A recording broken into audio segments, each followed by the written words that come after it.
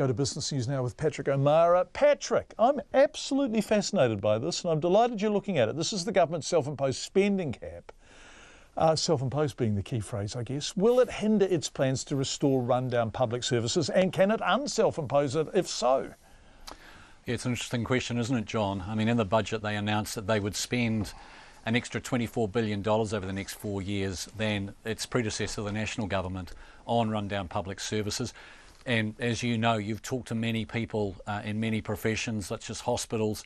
They've complained to you about rundown hospitals themselves, the buildings, the ability of their being able to get to appointments because they've not been able to get the people that they need to, or there's not the money to be able to get them for these appointments.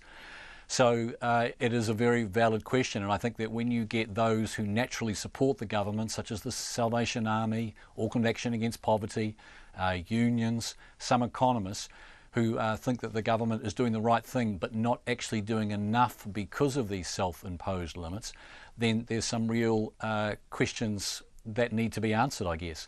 Now, as you know, under the budget responsibility rules, they're limiting government spending to around 30% of GDP. Now, there is some wriggle room there for them.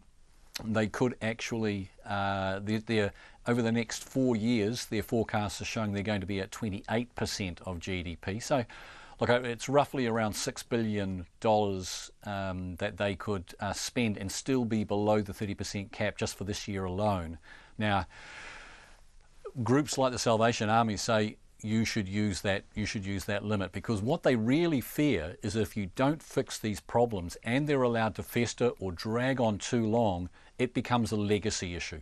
And I guess if we go back to the 1980s, when a lot of the changes that took place in many communities where government funding was cut out, what we were left with in some cases, in some communities, were people languishing on the doles for 1, 2, 3, sometimes 4 generations. We had health problems, we had many social problems, we had drug problems. And I guess this is what they fear, that these will multiply across a number of areas, such as either mental health services, and of course there's been a big call for that area, but not only them, but also old people, and making sure there are services available to them that they can live reasonably well in as they age. Yeah, it is absolutely fascinating. In fact, we must talk to Grant Robertson about this. I know that he has discussed it, but I think it's worth returning to. Thanks, Patrick.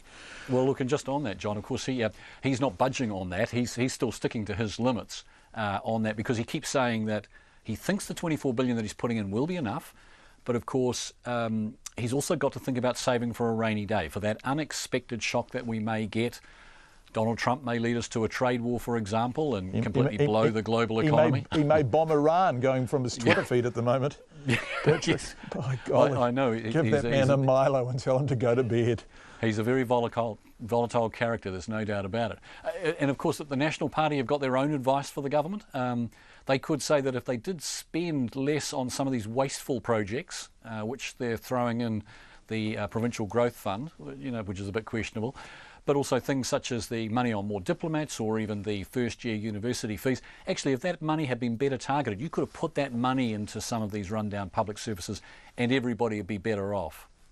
Right. Thank you, Patrick. It's a hell of a talking point. We'd love your feedback on it, 2101, or email checkpoint@radionz.co.nz. What happened on the markets today? I haven't caught anything, Patrick.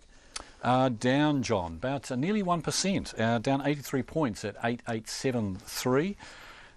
But dollar itself, look, up slightly, was at 68.2 US, 91.8 Australian, and British pence, how can we forget it, 51.9, John. Patrick O'Meara, thank you very much indeed.